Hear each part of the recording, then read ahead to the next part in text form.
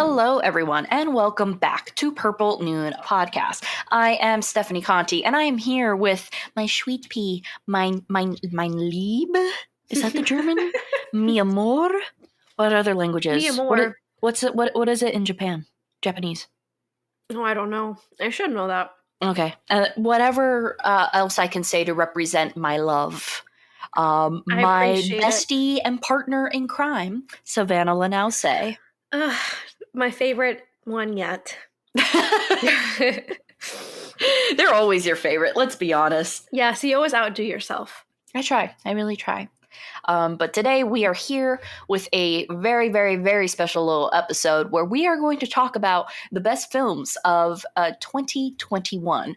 I think more closer to the end of the year, we were lucky enough to be able to sneak into the movie theater quite a bit. I know in the beginning of the year, I did not go. Beginning of 2021, I did not go to the theaters. Yeah. I don't think I actually went again to the theaters until we saw Zola. That's the first one, I think. The one that I went, but my first movie that I went back was for, it might have been for either Shang-Chi or the Black Widow movie. Bestie, I think Zola was before. Zola. You're right. It was before, because it was during the time, I think, when you guys were visiting for a little bit before you went back to Puerto Rico. Yeah, it was early June. It was a summer movie. Yeah. Gotcha. Yeah. So it wasn't until middle of the year I actually started going back to the theaters and started really partaking in newer stuff. But we have our best films of 2021. These are all newer movies that we saw. Some of them we did talk about. Most of them we actually did talk about, actually. Others, or at least for my list, others we may have just seen recently. There's one on here that I went to go see. Sadly, Savanna was sicky and couldn't make it with me to go see it. And that is also why we took last week off, because some illnesses were spreading.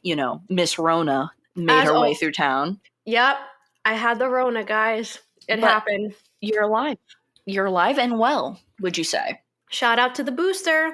Shout out to the boost. Get base boosted, boys and girls. Do it. And theys and thems, do whatever you got to do. Because your husband had it, then you had it, and then it literally seemed like everyone else in 1 week got it in Florida. Yeah, it's actually really crazy. I don't know how it is. COVID, stay inside. Do what I do. I don't leave. You know what's crazy though? I was really concerned that you were going to get it because I saw you. Yeah. The day before Paula started having symptoms. Or the 2 days before. I'm built different. And by built different, I'm refurbished. I'm a refurbished human being in terms of my health. No, I got very lucky. I also am very paranoid about COVID, so I do take a lot of precautions. I buy I buy the mask. I wipe down counters and stuff like that. When I'm out in public. So I think that helped a little bit, and being base boosted. Yeah.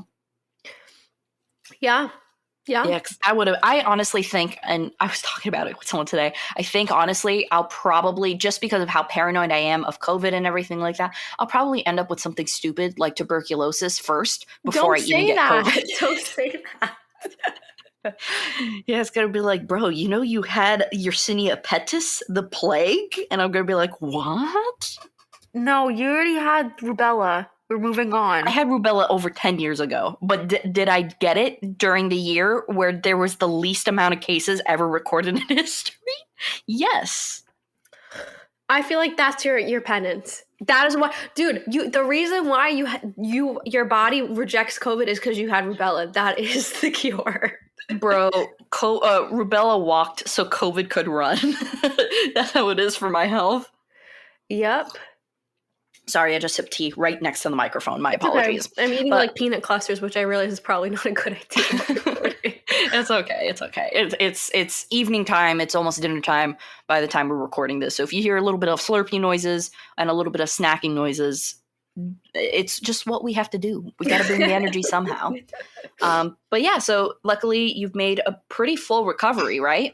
I'm negative as of And today. no like weird side effects or anything like that. You were able to dodge those gnarly long hauling situations, right? So far it seems. Yes, I feel completely back to normal. I never lost my sense of taste or smell. Excellent. The biggest thing was because I barely had a cough, surprisingly. Mm-hmm. And but your husband was hacking. yeah, poor man. But I had the worst body aches.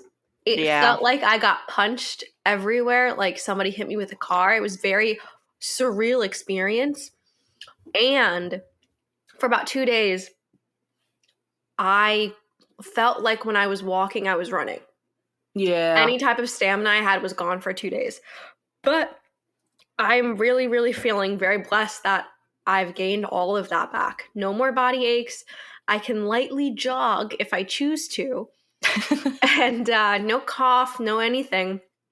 So I honestly got it really, really, and I'm immunocompromised, so I was very worried that even with all the shots and everything, I was still going to get it bad. But honestly, the booster came through. The booster really came through. So science works, guys. If you're on the fence, I promise you, if you ever do get COVID, it's going to like really, really save you a lot of strength. And people think like, oh, because you're vaccinated and you still got sick with COVID, that means that you essentially they allude to the fact that it's like, oh, that means that the vaccine didn't work. No, that means that if you had really gnarly symptoms and you were vaccinated or even, boosted and stuff, that you probably would have been the sad few people to have passed away from having COVID if you did not get the vaccine. Yeah, no, I think if I didn't have the vaccine, I would have been out for the count because just the whole, like, even the whole me not being able to, like, get up and walk around, that's scary in itself. You know what I'm saying? Of course, it lasted 2 days, but I was like, God, if I didn't have this vaccine, I would be nowhere near, like, I could still, for the most part, do things. I could still cook. Yeah. I could still stand up, breathe fine. I was eating fine. It just kind of felt like you had a go-kart accident. Sorry, I didn't mean to bring that back. You actually were involved in a go-kart accident. So was I. I apologize.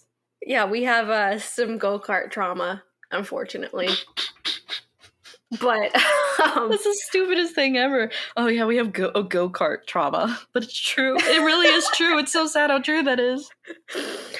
Well, we don't do go-karts anymore. Let's just keep it at that. We don't trust the science. I'm not a go-karter. I'd rather walk. But I did make a full recovery. My husband made a full recovery. And surprisingly, no one around us got sick. Yeah. At all. So we are very, very happy. Everyone else did. Everyone else not, like, centered around you guys. Everyone else got sick, though.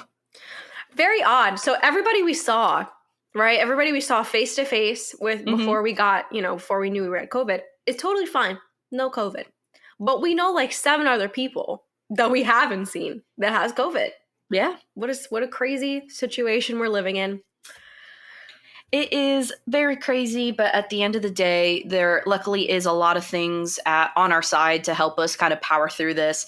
And, like with Delta and everything, we're going to see a nice dip, in COVID cases. It'll start probably rising again by the time summer comes around because it'll just come and go in waves like that. Yeah. But fortunately, maybe this will finally be the wake-up call for people to get vaccinated because now we're seeing reinfections. And now hopefully people are going to take this a little bit more seriously. Like in my boyfriend's class, not to rat anyone out, but someone did show up sick and they refused to get COVID tested and they refused to get vaccinated and they refused a lot. And so they just sat in the back of the class for 6 hours without a mask, just like just dying in the background.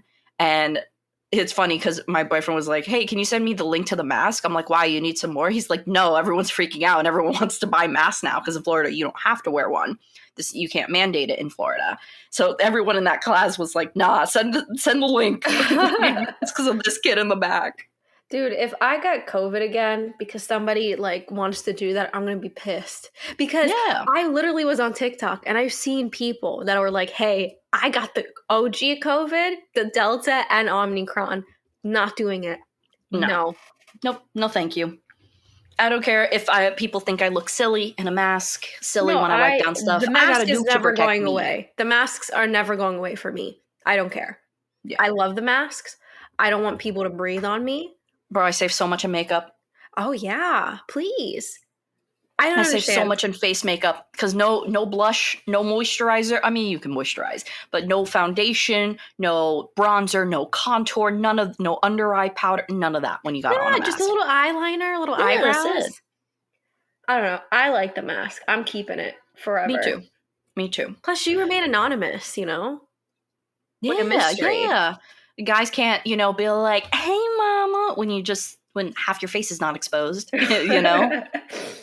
But I'm really, really happy that you and, your husband pulled through and everything, of course. And I'm also really happy that you guys don't have any side effects from it, long-term effects from it. No. And honestly, guys, just a little advice. Definitely quarantine for the full 10 days. Yes, even though the CDC did come out and say 5, so that way they can get you back to work, If and you stuff can, like that. Just quarantine. because it really, even for you who was triple vaccinated, it took you over a week to get over it. So 1 week, I was still testing positive. Yeah. With the 1 week mark. And then I hit the 10-day mark and I'm fully negative. I'm not contagious. I'm fully negative. I got everything tested. So I don't know why, but those 3 days really mattered. And same with Paulo. He tested negative on his, I think, 9 or 10-day mark. Yeah. So I really don't think, I understand the CDC has to do what they have to do, but if you can, just quarantine the 10 days. Yeah. And also too, and if you're listening to this right now, or if you know people who say oh, but I'm healthy, I live healthily and stuff like that. Dude, healthy people still get cancer. Healthy people still get sick. So it's not just, oh, I have a great immune system and stuff like that. Why are you going to take chances like that? And why are you going to put the people around you at risk of something like that? Yeah, definitely. Don't do your research. Listen to the people who spend thousands upon thousands of dollars to get where they need to be in life and spend that much into schooling and did that many years into schooling and everything, spent over 10 years in school to become an epidemiologist just for you to just research and look up a Joe Rogan podcast episode and go based on that. I love people that say do my own research. No offense, everybody. Everybody, I understand. Do you. But I love people that say that because it's I'm going to do my own research. I failed chemistry. I got a D in biology. Yeah. I'm not doing none of my own research. I don't know what I'm talking about. And I know damn well a lot of you guys failed those classes too. Yeah. Please don't do your own research, guys. Please. Yeah, just, and if you're going to do any type of research, have it be done by the CDC and, any other government health websites within your nation. Just because, especially if you live in the US, where are you going to look? You're going to go on a mom blog who reads about how, she, I don't know, grows her own kombucha and she believes that's the cure for COVID. You could entertain that idea, but at the end of the day, listen to the people who actually know what they're talking about. Bestie, I love you. I would not go to you for car help. I would not go to you at all for car help. I would not go to anyone else for car help except possibly my boyfriend because he's a car head. Or someone who's who works a car mechanic, essentially. If you wouldn't do that to your car, don't do that to your body. I have scratches all over my car. Exactly. From running into my garage door. That's a separate issue. But in hindsight, you are a trusted source because I love you and you're my bestie. So that is a trusted source in my eyes. But am I going to get the information that I need to save my life? Probably not. No. You tell me, oh, I need to change the oil. You'd be like, oh, just pour some canola. And my car blows up and I die. You're yelling, yeah, how do you get rid of scratches? No, leave it. Yeah, leave it. But you know what we mean. Just do your part in, and if you're not even good at, the bare minimum you can do is just, if you're feeling sick, you just don't go to work. Don't go to school. Don't be that person hacking in the back of the classroom. That's all. We don't need, guys. All don't need to be subjugated to that. Yeah. No one does. But with that being said, with our little, I feel like we do this every 3 months, our little COVID rant, but it comes from a place of love and, just from not wanting to see people, die or suffer major repercussions from it. With peace like we and have seen people love. do. With peace and love, Yeah, guys. with peace and love. But now let's get into the main event, and that is talking about our best films of 2021. So, as I was saying, I personally did not get started to go to the movie theater until middle of the year, so my list is a little bit shorter. So I do have, out of 10, 2 bonus films that are movies that I saw for the first time in 2021 that I'm going to include just because I don't have enough references. So I will be adding those in. And so, Savanna, would you like to start with your 10th, like going from, one of the best to the best of the best of the best, starting at the bottom? Sure. Can I say my bonus film now, though? Yeah, go ahead. So my bonus film will actually be It's Being the Ricardos. Wait, So, why is that a bonus film? Didn't that come out last year? yeah, but it's not on. I didn't make the list. It didn't make the list. Oh, gotcha. Okay. So the reason I didn't make the list is because, to be honest, I think the film, like, I thought the main leads were fantastic actors, but they were a little too old for their role. Yeah. I saw part of it. I watched like Hmm. half of it. And it took a little bit away from the realism. They're supposed to be in their late 30s, early 40s, I believe. Maybe like early 40s. And I think Ricky is supposed to be even like younger than her. But the actors that are playing Nicole Kidman and Javier Bardem, they're in their 50s. Yeah. So, and they look like they're in their 50s. So for me, that took a lot of energy to not notice that. But the story itself, the dialogue, the script, the flashbacks, I thought it was done very, very, very well.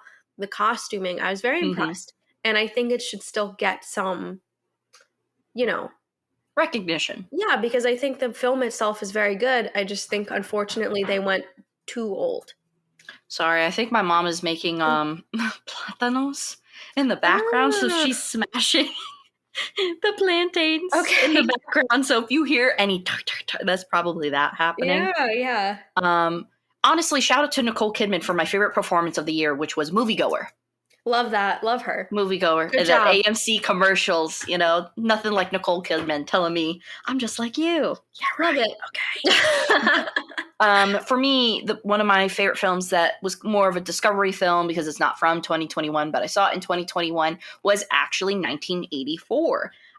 Great. I really loved that movie, and I loved, I think one of the things about it that still kind of has a lasting impression on me is the way that the film looks.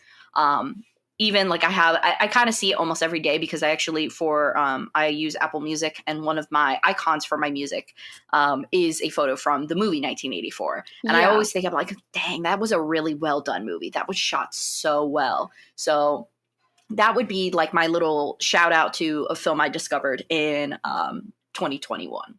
Awesome. Okay, so that was your bonus. So these were our bonuses. And then what is your number 10 spot? Sure. It was Shang-Chi. Shang-Chi. That was great. I was considering of adding it to my list, but I'd say it wasn't on there, Yeah, that's okay. No, it's very rare for me to I like Marvel films, but it's very rare for me to really, really think a Marvel film has all well-adjusted characters, a really great, storyline. And I was very, very impressed with what they were able to do. And of course, Tony Leung. I mean, Tony Leung. I loved him. I think honestly, he is the best part of, and also Simu Lee. Oh yeah. He is one of the best parts. Both of them are just, I love their on-screen presence and everything like that. I really enjoyed the film, but it wasn't enough for me to put it in the top 10 best. I would say for me, it was definitely a above average Marvel movie, but I don't know why, compared to other movies that are on my list, it didn't feel appropriate to put it on there. No, of course. I mean, he's probably now my favorite superhero. I think that's why I think he was included. But yeah, that'll be my number 10. Awesome. For me, my number 10 was 1984, but then the other one that I have, and so this still works because my number 2 spot is actually a tie, so I'll kind of go through that separately. Okay. But so for me, my number 10 film, which is a film I discovered in 2021, would be The Night Porter. Very interesting. I Okay. really loved The Night Porter. You love those messed up I relationships. really do. You are a sucker for messed up relationships. I know I'm ill. I know I'm sick, but I love it. I love The Night Porter. And I understand it's not for everyone. Roger Ebert famously claimed that it was Nazi chic. And I kind of understand that, but that's not obviously why I like the movie. I thought the movie was just very well done and very different, especially from the time period that it came out of. Sure. So I really like those types of, like, I don't want to say forbidden relationship, and it kind of is a forbidden relationship, but not in like the positive sense. It's like, oh no, like this should be forbidden. This is bad. Yeah, it should be illegal, and it is in most places. So I just really like The Night Porter. I like the psychology behind The Night Porter and everything, and it's one of those movies too that I'm like, dang, that was really good. You know, when I think about movies that I watched last year. Yeah, that's fair.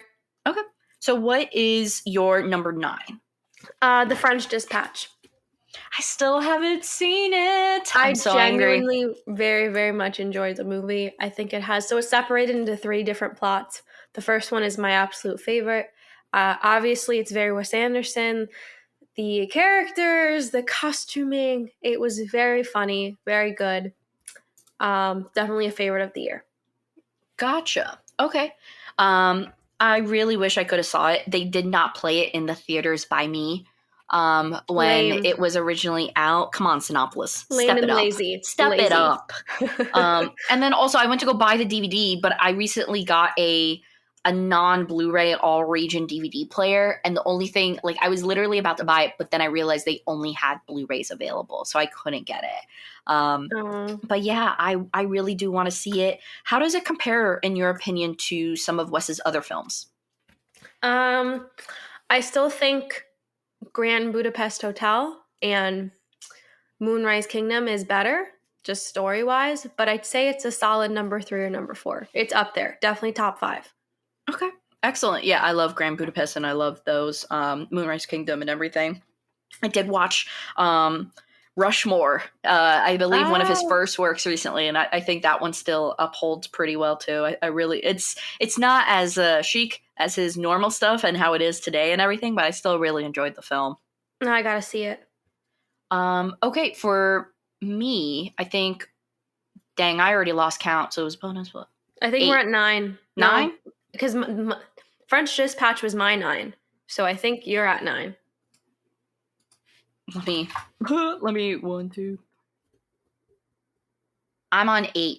What happened? How do we do this? What's going? Wait, hold on, I messed up. You sure Night Porter wasn't your bonus? No, I had 2 bonuses, 1984 and Night Porter. So, what was your number 10? Oh, I didn't say it. Okay, so you gotta catch up. 10 and 9. Sorry. The next one is, I was like, oh, okay. Sorry. This always happens. We always lose track. Okay. I really got to start numbering my list, man. My number 10, and this is now getting into the movies that did come out in 2021. Number 10 not number 10, whatever number, good Lord, for me, was Pig. I really enjoyed Pig. I thought Pig was very different. Definitely like a very classic type of A24 type of movie, but it really took me by surprise with how gentle the movie was. That's a good way to put it. I thoroughly enjoyed Pig, and I liked it a lot. I thought it was different for any type of movie to come out in 2021, but I also thought it was different for the Nicolas Cage too. I wasn't expecting him to be in that role. Yeah, I mean, I also thought the background to it was like surreal a little bit. It was like the underground underground Portland restaurant business. Yeah. I really enjoyed that. I really enjoyed that whole subplot.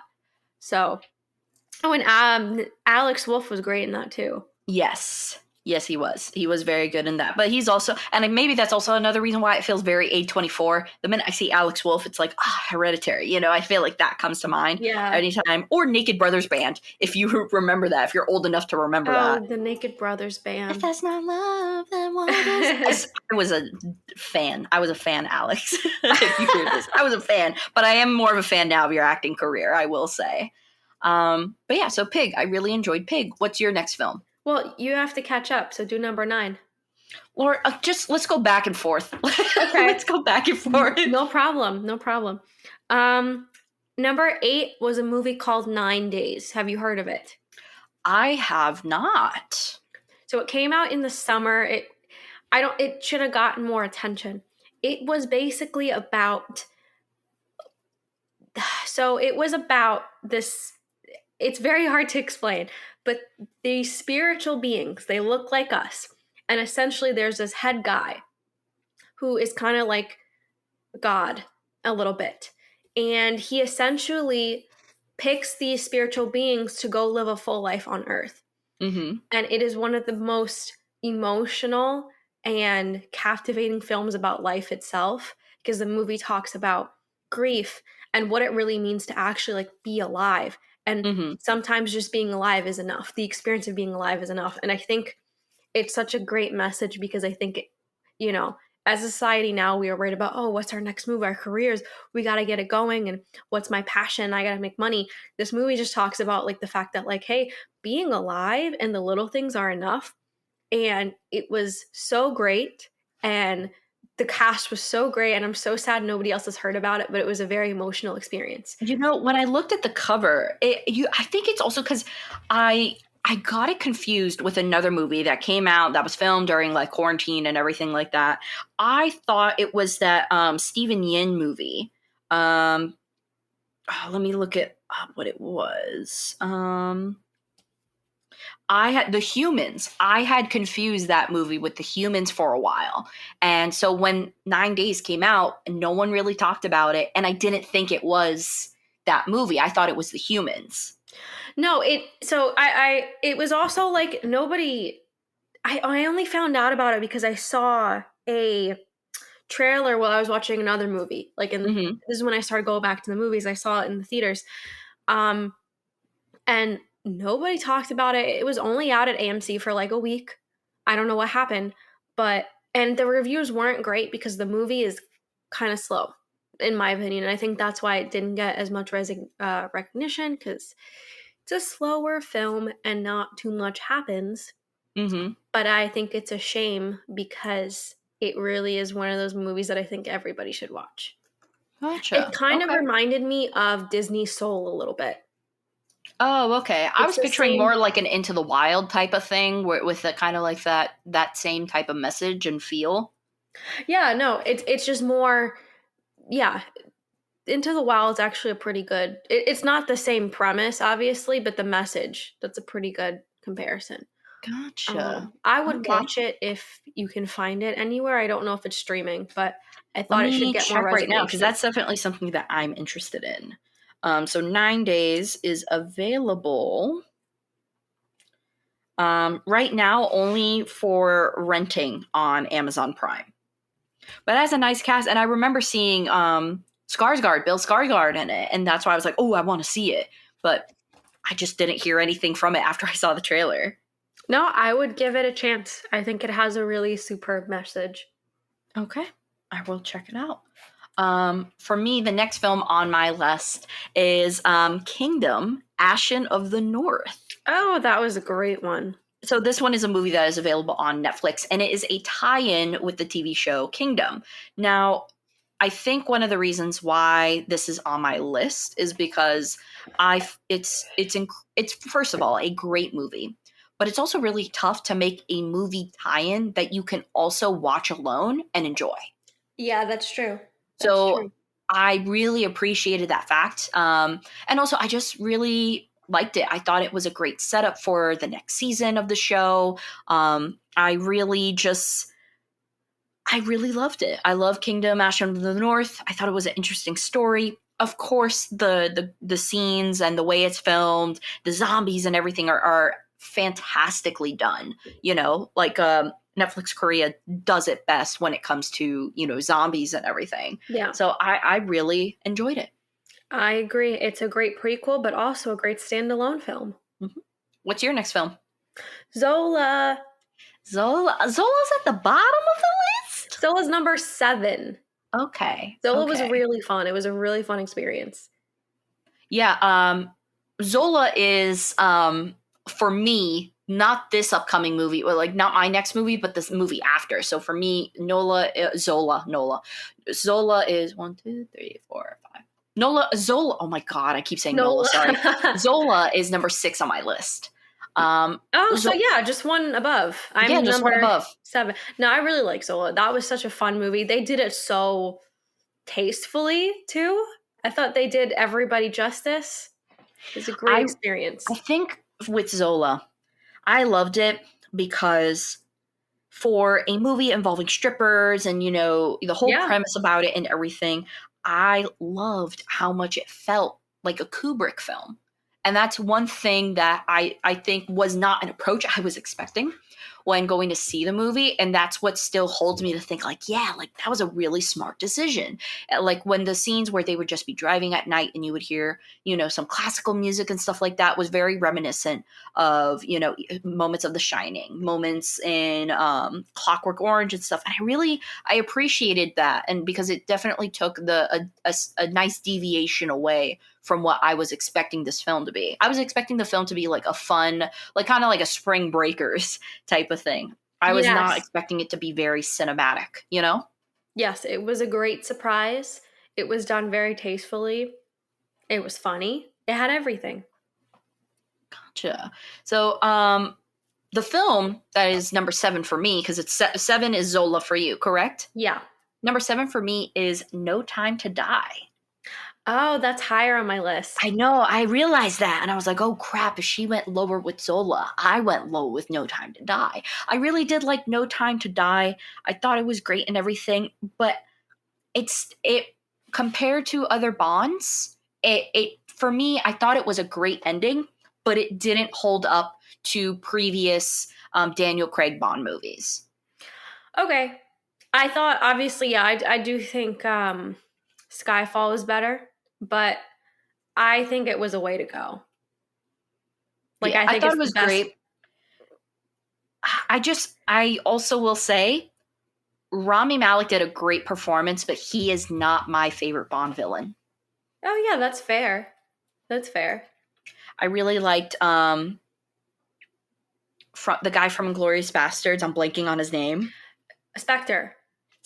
And a lot of people, look, I know everyone has their own opinions. They think Quantum of Solace is the best one with Daniel Craig and everything like that. And I respect you, but I'm a Skyfall girl. I'm sorry.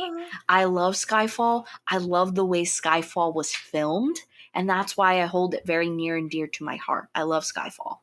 Sure, that makes sense. I mean, for me, I do think Skyfall and Spectre was just a better story, but I did like how they ended this Bond film.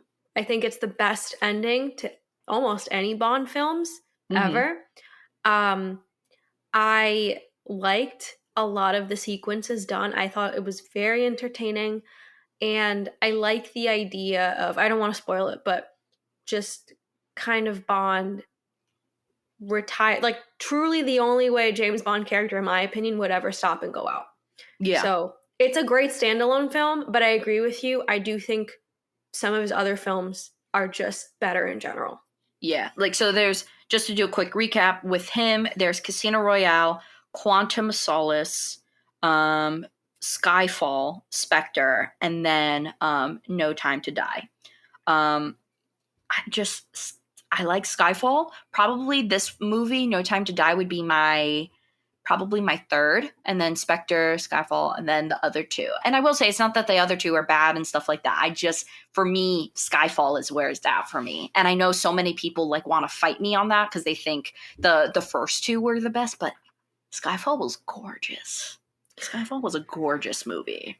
Oh, no one can be Adele in my eyes ever. Adele, oh my god, the song. And then just I think also it just had, in my eyes, not just the best action sequences, but I really did think it had the best directing overall. Sure. It was one of my favorite theater experiences this year. Because it was I one of saw the it on first. video on demand. Okay, yeah. So it was one of the first big movies to come out this year, like blockbuster, like everyone's going to go to the theater and see it. Mm-hmm. And it was one of my favorite experiences because it was like it's the first big thing, and it was a lot of fun. So definitely, it's actually number 3 for me. Oh wow, okay. Because there's just a lot. Best theater experience, one of the best theater experiences, and I was very excited. I was very happy because I think when you end something as big as James Bond each and every time, there is a lot of anticipation. There's a lot, 100%. And I think at least for the ending, they did a fantastic job. Mm-hmm. At least for the ending. So I was very happy. I was very satisfied.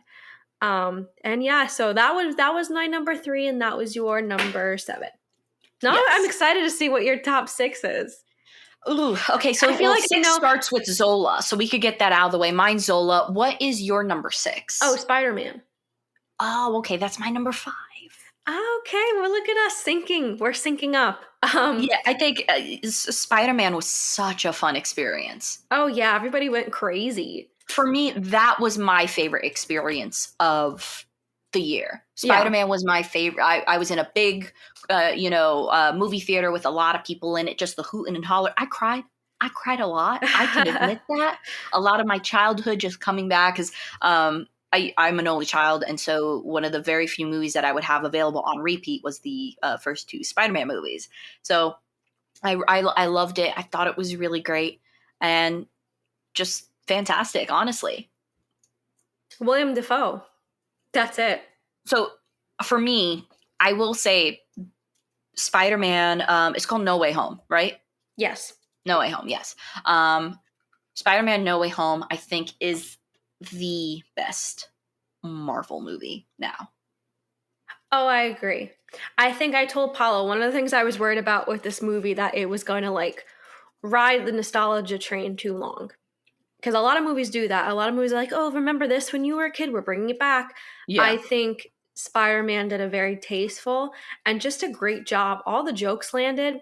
They gave a lot of characters and just actors in general a really good fair shot. Because I think, for example, I'd never watched the Andrew Garfield movies, but everyone tells me they weren't good.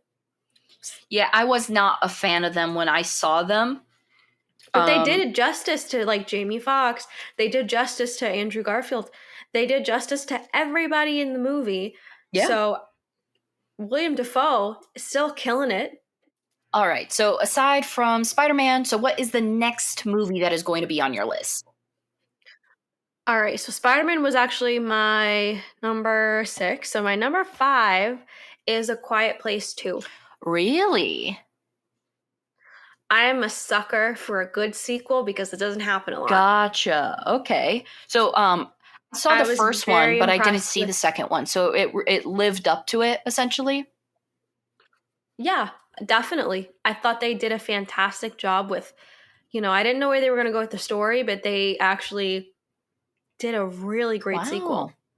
I was very impressed with John Krasinski. Honestly. And this one he directed too, great. Right? Didn't he direct? Yes. So he did a fantastic job. I hope they do a third one because the second one really lived up to everything. And it's one of those rare movies that have a great sequel. Gotcha. Yeah, let me see. And it even did well too in terms of ratings and stuff like that too. And you don't see that often. So that's awesome. Well, I didn't know it had Cillian Murphy in it. Oh, now I really got to see it. He's good. Okay. He's good in it. So that was, you said, your number 5? So my number 5 was 1, 2, 3. Let me count again because I'm blind. Yeah, my number 5 was Spider-Man. So Spider-Man, of course, I already said what I had to say on it. So I'm going to throw it back to you to tell me your number 4. So my number 4, I saw literally, I think January 2nd of 2021, and it was Promising Young Woman. Very Oh, tech. yeah. It is a Hello. 2021 film, ain't it? So very technically, it's a 2020 Okay. film. Came out the very, very end of 2020, but I saw it the like second day of Okay, it counts. It 2021, counts. and I loved it. Yeah, just I guess I saw it in 2021. But I really love the movie. I'm glad it got like what some. I'm glad it got the recognition it deserved because I think it's a good Hmm. story and it's very unique in terms of like plot, and I very much appreciated what it Yeah, had and to then say. you and I ended up having a little hangout together, and we ended up watching this We movie, had a and it was sleepover. awesome. Like Yeah. I was not expecting this movie to be what it was. I genuinely thought it was a great film. I didn't realize that it did technically kind of come out on that cusp. If I would have thought, I actually probably would have put it on my list because I was very, very impressed with that movie. I really enjoyed that movie very much. Yeah, I think I'm really excited to see more from I forget her name, but the woman who wrote and directed Emerald it because I Fennel. think Emerald. I'm excited to see more from Emerald because I think this is a fantastic Yeah. debut. Oh, very strong debut as well. Just overall, very well written, very well acted. I will say I am very partial to Bo Burnham. I thought he did a great job in the movie, and I really liked all the Bo twists and turns that this movie had. So I thought that was great too. has a lot to offer for Yeah. everybody, of So course. my number 4, and this originally was my number 3, but I've split my tie for second into 2 movies, so that's why this gets bumped down to 4. We talk about the 4, Ah, but it was Nightmare Alley. I really enjoyed Nightmare Alley. I'm not a big Guillermo del mm-hmm. Toro fan, but he brought the heat with this one, in my opinion. Oh, I love Nightmare Nightmare Alley. Alley was fantastic. And is it on your list? It's It's number number one, 1. bestie. It's number Nice, nice. one. It really was a great It's so film. good. I'm a sucker. I'm a sucker for I love movies, and it just did a good job at being an old Yeah. movie in a 2021 landscape. Did such a great job. The cast was amazing. Another Defoe on the list. Double Had to be number Defoe. one. We wouldn't expect it any Double other way. Defoe. So it was a great movie, a great way to end the year with a thriller and a good thriller. Nice. Yeah, it was awesome and super enjoyable, and it's just one of those movies where I think 90% of people who go see it will enjoy it because it was just extremely well written and it had a lot to offer. Guillermo needs to do more New Dude, York. dude, I want him to do Double Indemnity or one of my favorites that no one knows about, and I'm not talking about the remake that happened in like 1999 with Matt Dillon. I'm talking about the original one with Robert Wagner, A Kiss Before Dying. Ooh, that's so good. I love that movie. You know, a movie is Absolutely. really good when I said, "Hold the phone, let me get the book too," and I read the book and I love the book too. You got to see it. You got to Yes. see it. That's like one of my favorite I'm from gonna that watch it. era. It's It's it's on my because you know list. why? It's a dubious little film for that era. I thought it was very dubious. Thought it was very very dark for the times, and I'm like, ooh, I liked it when people of that time pushed the envelope, and this definitely does. I Well, have to check it out. just No, as bring a back little New York teaser, A films, Kiss Before seriously. Dying, the whole plot of it is um, it's essentially, and I won't get too far into it, but essentially it's about this um, college kid who goes to a very like kind of like a Harvard or a Yale type school, right? And he's realizing because through his loans and everything like that, he's really not set up for much. I think he actually uses the GI Bill in it to be able to go and attend the school and stuff like that. But he ends up falling in love, air quote, with a woman who just happens to be very rich. And the whole first part of the movie, I'm not going to explain what happens, but the whole first part is him trying to get her an abortion in like 1952 Oh, because oh she my ends up falling pregnant gosh. and she realizes like that she's not going to become the heir to her father's company if she has a child out of wedlock. Wow. So it's a saucy little drama. It's a saucy little drama and I love it. And it didn't do We well, love but I those. love it. The book is great too, by Ira Levine. So it's by the same author who wrote Rosemary's Baby. Oh, yeah. So okay. very, very good. So that was that was Nightmare Alley was number 4 for me. And what did you say your number 4 was? Promising Young Woman. My number 3 was No Time to Die. So what's your number 3? My number 3 is a movie I saw last week, and it knocked my friggin' socks off. The Tragedy of Macbeth. I will say, it's amazing. This is a movie that was in tie with another movie, with the next movie on the list. And the reason why is because I consider, and I'll talk a little bit more when I mention it, but Tragedy of Macbeth, yes, it's a story we've heard before, but oh my lord, Denzel? Like, I knew Denzel was going to bring the heat. I didn't think he would bring out my favorite performance from him. Oh my gosh, I'm so excited. So good. And the directing, like, don't get me wrong, I always thought the Coen brothers, or at least it's made by Joel Coen, half of a Coen, just one whole half a Coen. He stupendous job at directing. Like, this movie, I think Zach said that the Tragedy of Macbeth was the best movie that he saw from 2021. And it just an incredible film. And what was excellent was that usually these Macbeth dramas and stuff are like 3 friggin' hours long. No, this was like an hour and a half. It was perfect. Ooh, I'm so excited to see it now that I'm out of quarantine. Oh, it's so worth it. It's so worth going to see. And and also too, if you have Apple TV, it's available on demand for free if you have Apple TV. Ah, okay. So yeah, extremely well done. And I really hope we can see probably some type of nomination for Denzel for the role. I'm really interested. That's very good. What is your number 2 spot? The Last Duel. Nice. I do want to see that movie as well, as I have not been able to see it. I do want to see it. I'm so intense about it because it's so good and nobody saw it. And I'm very upset because I think this is one of Ridley Scott's best. House of Gucci was fun, but I was going to say, we can House of Gucci would have been like number 10 for you. I really liked House of Gucci. I really thought it was very, very entertaining. But if you're asking me if it's like a critically acclaimed good movie in that way, hold the phone. Hold the phone, because I'm just discovering something. How could you not tell me that Alex Lothar from The End of the Fucking World was in this movie? Oh, yeah, he's the king. I feel like a fool for not watching it now. I felt like a fool before. I feel like even more of a fool now for not seeing the film. I am so passionate about this movie because it's so good, and they don't make period dramas like this anymore. Nobody wants to do it. Nobody wants to put the money into it, and I'm very scared that because nobody saw it, and I hope people are going to buy the DVD. I hope that does something, that they're not going to make these movies anymore. But it was so good. It was one of the best movies of the year. All the actors in this movie do such a splendid job, and it's a feminist movie, okay? And it's not like the woke feminism, whatever. It's real feminism, and we need more of this movie. Okay, but just for your reaction, TBH.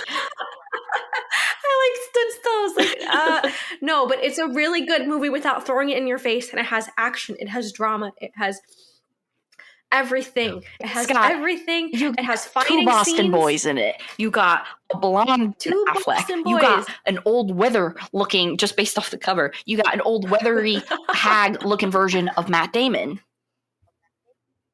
Yeah, and then you got Adam Driver with his Kylo Ren hair, okay? And a beard, and you have the beautiful Jodie Comer. You have the guy from The End of the Effing World, and you have other people. Everybody in this movie does a fantastic job, and everybody needs to see it because it's an important movie, and we need to support big movies like this and period dramas, and it's Ridley Scott's best. And I'm sad. Dude, Ridley Scott took a breather from putting down Marvel films just to make this movie. I can forgive him because he's like 83. And you don't know how many more he has of this left, guys. He's 83. We need to support him. This is House of Gucci should not be... Look, House of Gucci is a really fun camp movie. House of Gucci should have gone to Tom Ford. absolutely. But, you know, putting that aside, it's just a fun movie. I don't actually think it's like, if you're talking about if it's actually good. Dude, I thought I was kidding. Ridley Scott is not actually really. 84. Okay, no, he is old. Dude, we have to understand this. Homie was born during the time that last duel takes place. Are you kidding me? That's why he gets gutted.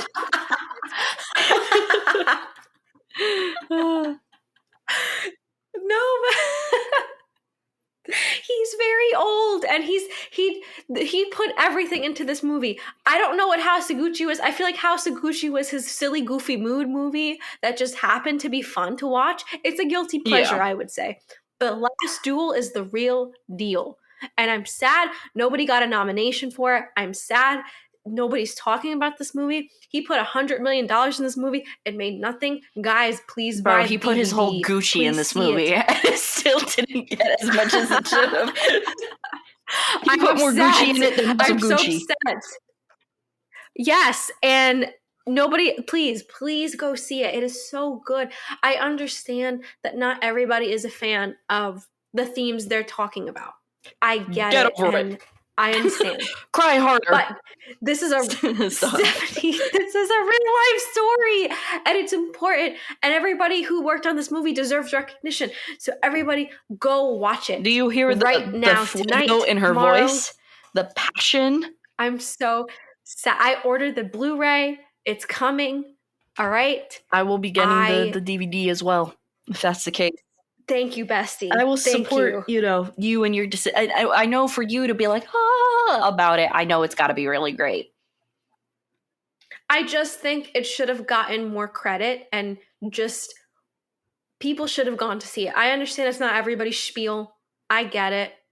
But it really is one of those worthwhile movies to watch. It's a great film. Please. I'm like begging to Purple Noon. I'm begging to you guys, just go see it. I promise at least one person will see it, and that is me. For me, my number 2 film. And look, this partly pains me to say because I'm not weak. I'm not weak. I'm not a musical person. I'm a Lars von Trier type of gal. Give me a story. If I'm talking musicals, I want sadness. I want death. And yes, this did bring it for me. This did bring that. I like Moulin Rouge, and that is it. But, and I also know that there's a lot of controversy behind the lead of this film. But damn, I really loved West Side Story. I friggin' loved it. I was shook to my core because you don't like musicals. I don't like musicals. I don't sing. I don't listen to music. No, I'm kidding. I do. But I was not expecting to like it. And literally, it was one of those things where we just, because it was my mom's birthday, and we were originally going to go see Spider-Man. We were going to go see Nightmare Alley, actually. And Spider-Man was booked. Then we were like, okay, let's go see Nightmare Alley. I goofed up, and I made the wrong ticket. So we went to the ticket counter. I was like, actually, West Side Story starts in 10 minutes. You want to watch it? And she was like, yeah, sure, whatever. In the first 10 minutes, we were like, oh, shit, this is going to be good. Like, we knew, like, oh, Spielberg. I was like, oh, get this stuff away from him. He doesn't need this. No, he really put it all in this film. It was, even though it's something we've seen before, I will say, it's better than the original. And you could be like, how is it? Because so many reasons why. It's so much better directing. The singers are fantastic, not just, doing anything wrong, but like, not trying to like slap the faces of like Natalie Wood and everyone else from the original movie, but the singing is better. The dancing sequences are better. You actually have Hispanics in the movie, not just one to represent the entire movie. And they added in some things here and there. They changed up a little bit, and I thought it worked better than the original. And it was so good. It's 3 hours long. I watched it twice. I watched 6 hours of West Side Story in 1 week, and I didn't mind. In fact, I looked forward to the third hour run of it. It was really great. I'm really excited to see it. Like, I'm very excited. So the reason I love musicals, the reason I didn't see this movie was because I didn't like the original. I was not a fan. I thought it was, I didn't like the forced accents. People were clearly painted brown in the original. It I know what you no, I'm mean. serious. Like it was just very, very obvious that like some of these guys were just white people, like with very, it just took out the realism for me in a lot of ways. Yeah. Not that I knew they were Hispanic people in this movie, so I wasn't about more of that. I just didn't really like the story too much, but I trust you, and I love musicals already, so I will be like seeing Zach this. is not a musical person either. He loved the movie. He thought it was great too. Like it's just one of those things where technically the movie is it's so stunning, because I was also afraid that like, oh yeah, you have these actors and everything like that, and they're probably not going to put the work in, just because no one puts in the work like how they used to in movies for musicals and stuff like that.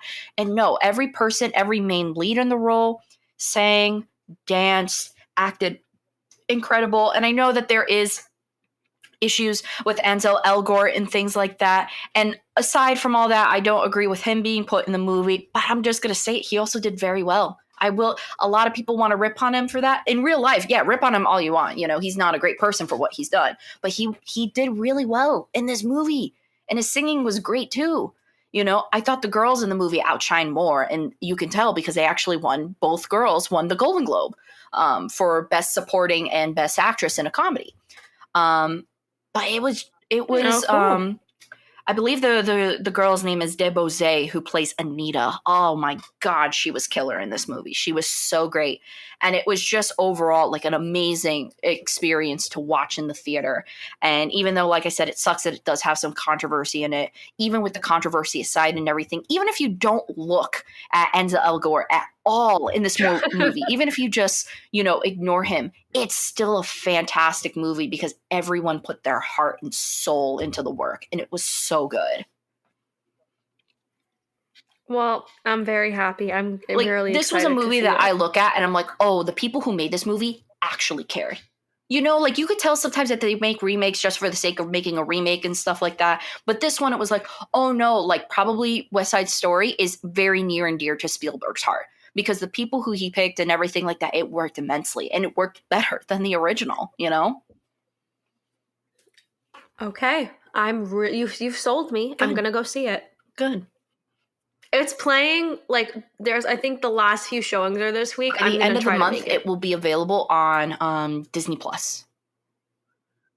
Yeah, but I feel like if I can't see it, it's not the end of the world. I'll see it on No, Disney this is Plus. something But I that you got feel to like sit with a into the movie like theater for. Even this, though it is long, it's a nice long movie. It was genuinely like, it didn't feel like you were watching like, oh God, I'm watching a 3-hour Shakespearean play or something. Like, it felt like you were watching like a really good like Broadway play on the screen, and that it was thoroughly enjoyable.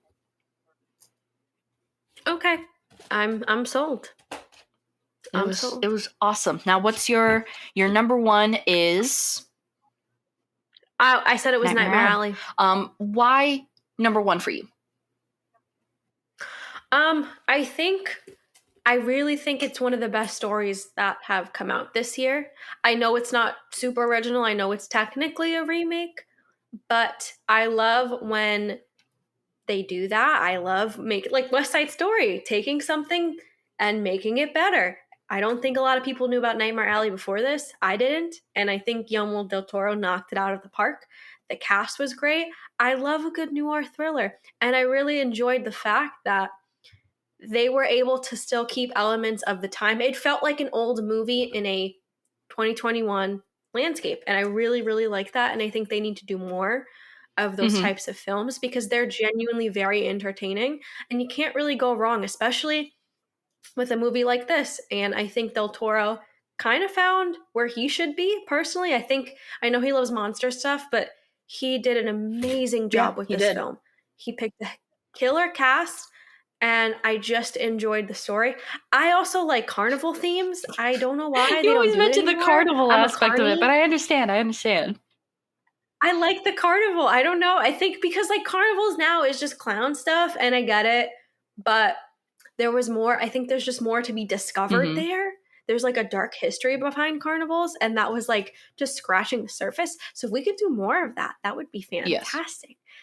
Yes. I think this is Bradley Cooper's one of his best.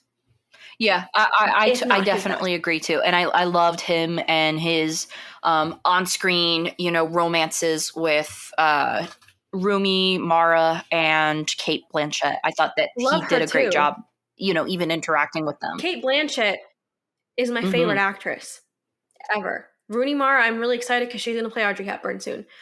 Good choice there. But stellar cast, everything about it was great. It's my favorite thing I saw in theaters this year, and I want them to make more.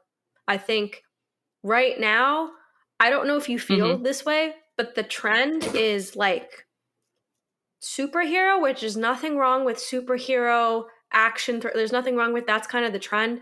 And there is just a lot in general of not thrillers, but like a horror drama Yeah. combo out lately.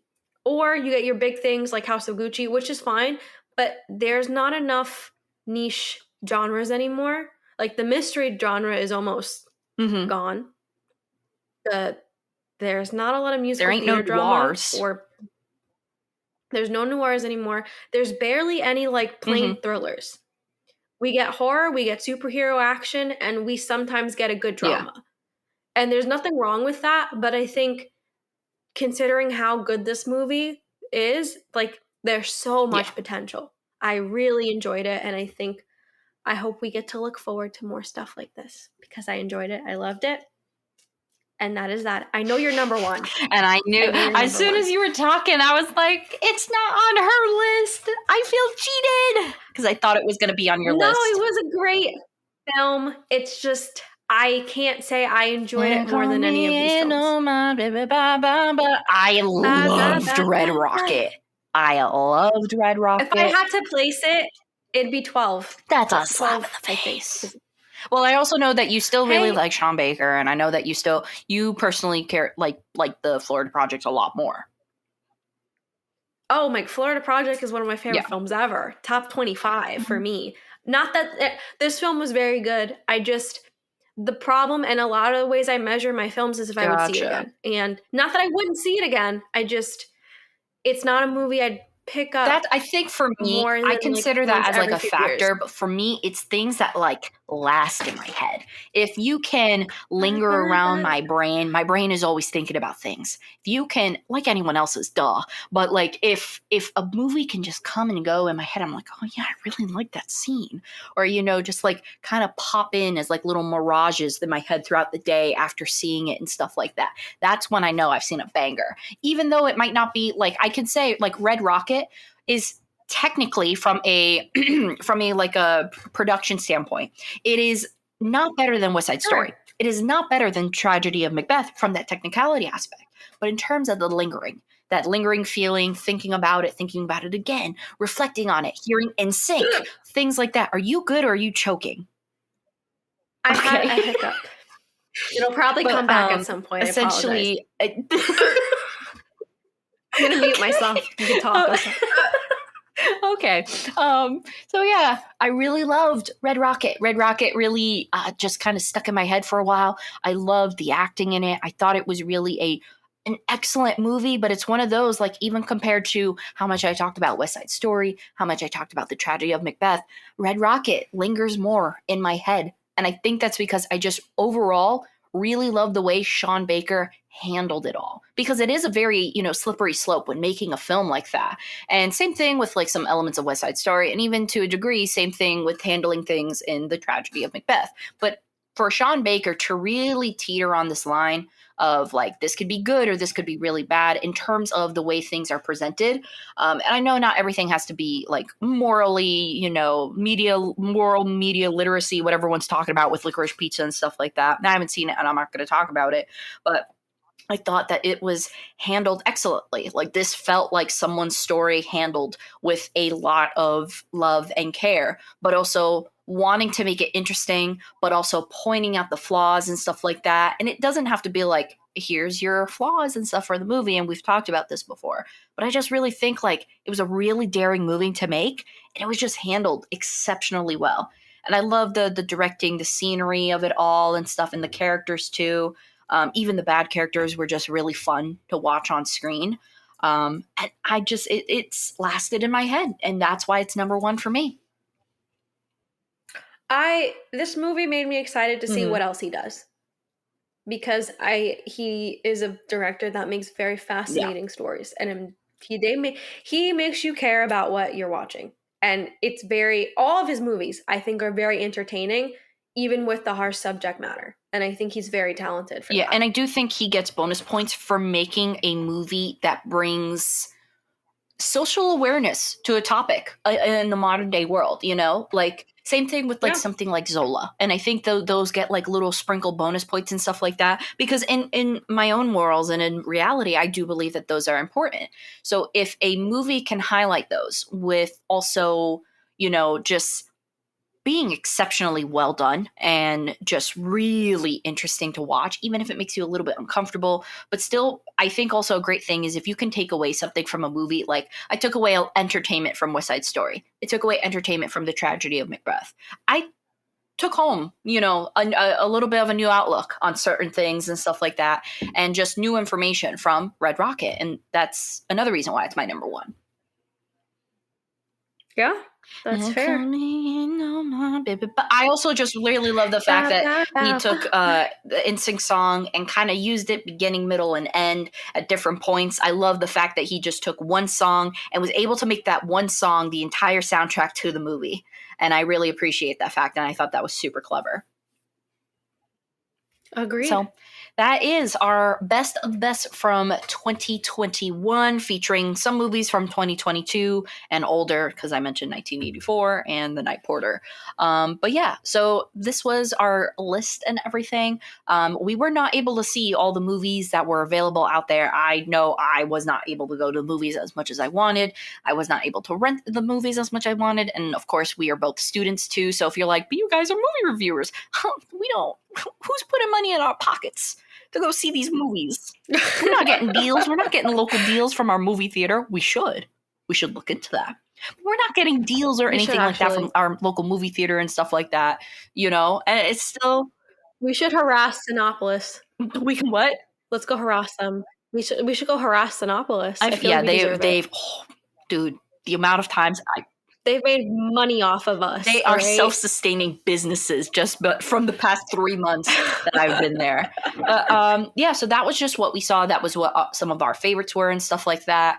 And I believe there's still movies that we're going to go see soon that are newer movies from last year. So I know we're probably going to go see The Power of the Dog soon, as well as I would still love to see like Don't Look Up. And so we just weren't able to view all of them. We have lives of our own.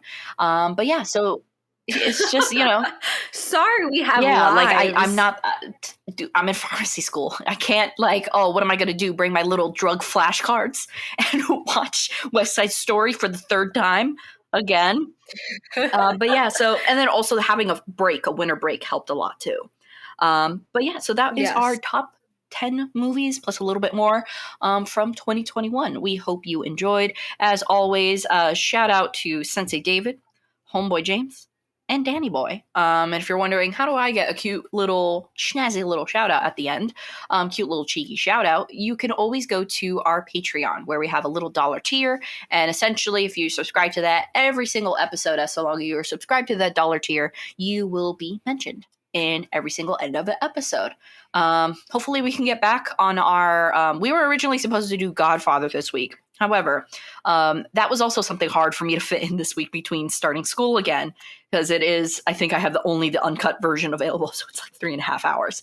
But we will be talking about The Godfather soon, as well as we have some other movies coming up. So we should be back, hopefully, fingers crossed, that no one else gets sick or sick with something else or whatever it may be, knock on Please, wood. God, no. But hopefully we should be able to adhere once again to our every single Sunday at noon episode. Thank you so much for following with us throughout 2021. I definitely wish, and Savanna, I'm sure you do too, hope you guys have a safe and awesome new year. Try to avoid COVID, get boosted, and watch some good films. Okay? That's the tone for 2022. Good films only. You know, good vibes only? Nah, good films only. Good films. Good films only. All right. Thank you so much for listening. And you will hear from us next week when we discuss Godfather. Bye. Bye.